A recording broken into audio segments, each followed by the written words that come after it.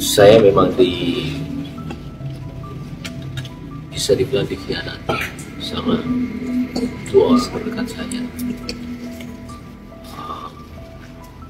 Dari pihak perempuan sama laki-laki. Yang laki-lakinya itu adalah teman baik saya sendiri. Kadang-kadang enggak. Kadang-kadang enggak. Kadang-kadang enggak. Berarti udah nggak barengan dong tidurnya. Mbak Im Wong, everybody yang ditunggu-tunggu. Kantor segede ini, Im. Ini kan kantor lo, Im. Lo tidur di sini? Kadang-kadang iya, kadang-kadang enggak. Kadang-kadang enggak. Kadang-kadang enggak. Berarti udah nggak barengan dong tidurnya. Iya. Dia paling bisa ya. Kalau Ya spill dikit-dikit kali, Im. Dikit-dikit aja lo mah. Tuh, batuk mulu, asam lambung mulu. Lelaki gitu, kalau nggak ada yang ngurus. kalau soal itu ya, kalau kita sebenarnya bercerita. Tipis-tipis ya, Kita bercerita. Tapi kan nggak semuanya bisa di. Cuman pasti permasalahan itu ada dalam keluarga. Iya. Tapi do you agree bahwa pernikahan itu sulit? Ya iyalah, semuanya sulit. Bohong lah orang-orang di luar sana yang nggak punya masalah sama keluarga. Dia liatin ini, kita tahu lah. Orang tua gua aja saking lengketnya, saking ininya dia bilang, emang mama papa itu cocokin? Enggak. Tapi bener lo mau cerai? Halo, apa kabar? Semoga semuanya sehat, panjang umur, dan berkah rezeki yang melimpah. Amin. Untuk kali ini kasih kabar mengabarkan dari dunia infotainment Indonesia. Media online masih dihebohkan dengan kabar Mbak Im Wong gugat cerai sang istri Paula Verhoeven. Lebih hebohnya, Paula Verhoeven dikabarkan punya simpanan. Ternyata Paula Verhoeven sudah pisah rumah selama 7 bulan. Begini saat Mbak Im Wong ditanya Melanie Ricardo, berarti sudah lama tidak wiwik ya? Dan begini jawabannya.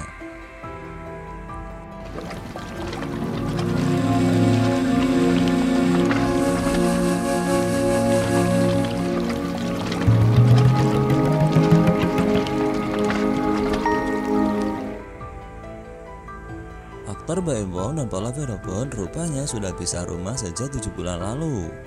Hal ini disampaikan kuasa hukum Mbak Im Wong, Fahmi Bahmid. Fahmi Bahmid mengungkap bahwa Mbak Im Wong dan Paula sudah 7 bulan tidak serumah. Kini kedua anaknya tinggal bersama Mbak Im Wong.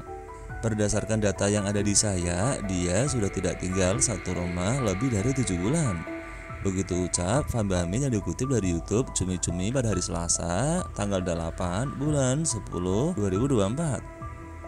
Selain sudah pisah rumah, Fahmi Bahmid mengatakan permasalahan rumah tangga yang terjadi antara Mbak Im Wong dengan Paula sudah terjadi sejak November 2023. Ya, persoalan yang paling krusial itu November tahun 2023. Begitu kata sang pengacara Fahmi Bahmid. Semakin hari semakin sakit. Apalagi begitu dia tahu sakitnya luar biasa. Begitu sambung dari sang pengacara Fahmi. Fahmi menambahkan, meski Mbak Im Wong dan Paula Verhoeven sudah pisah rumah hingga saat ini, keduanya putranya berada di asuhan Mbak Im Wong. Anak-anaknya sama Mas Baim. Anak itu tidak boleh menderita. Anak itu nyamannya di mana? Disitulah itu anak melakukan perjalanan hidupnya. Begitu ujar sang pengacara Fahmi Bahmid. Kalau dia nyaman dengan ayahnya, ya harus di sana. Dia jadi tidak boleh dibagi-bagi. Anak ini bukan benda. Dia punya hak yang dilindungi berdasarkan surat Mahkamah Agung dan itu berdasarkan UU Peradilan Anak. Begitu beber sang pengacara Fahmi Bahmid. Seperti diketahui, Mbak Im Wong melayangkan gugatan cerai terhadap Paula Verhoeven di Pengadilan Agama Jakarta Selatan pada hari Selasa tanggal 8 bulan Oktober tahun 2024 kemarin. Informasi ini dibenarkan oleh Humas Pengadilan Agama Jakarta Selatan Taslimah. Gugatan tersebut diajukan secara ekot oleh kuasa hukum Mbak Im Wong. Selain menuntut bercerai, Mbak Im Wong ternyata juga mengajukan hak asuh anak.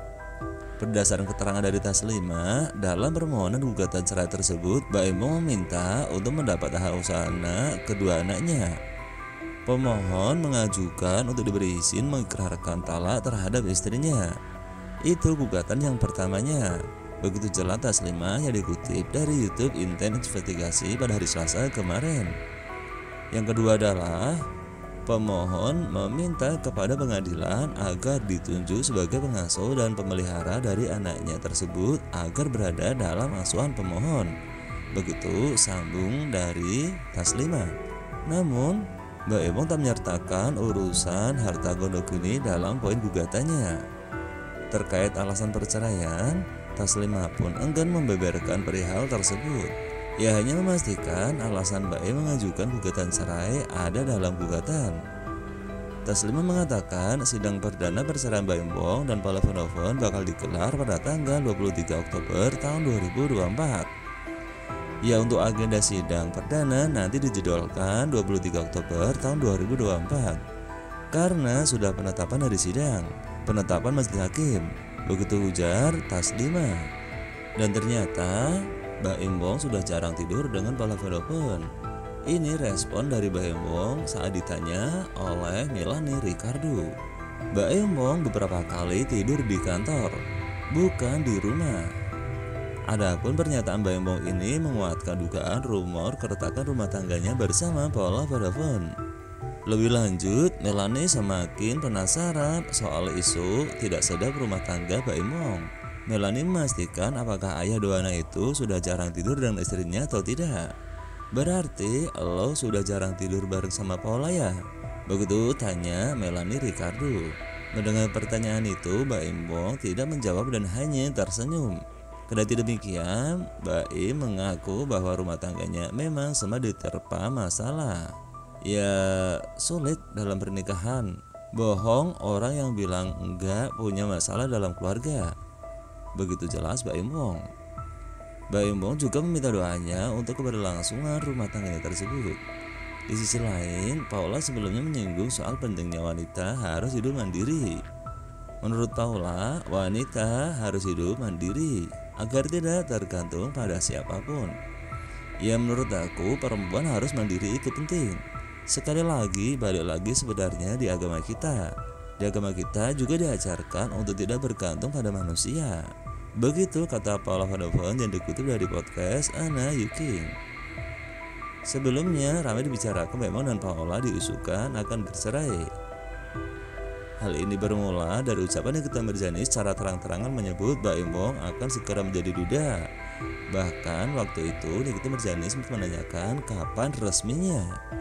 Nah, itulah kasih kabar yang dapat kami kabarkan untuk kali ini. Mudah-mudahan bisa menjadi berita yang liburan untuk semuanya. See you.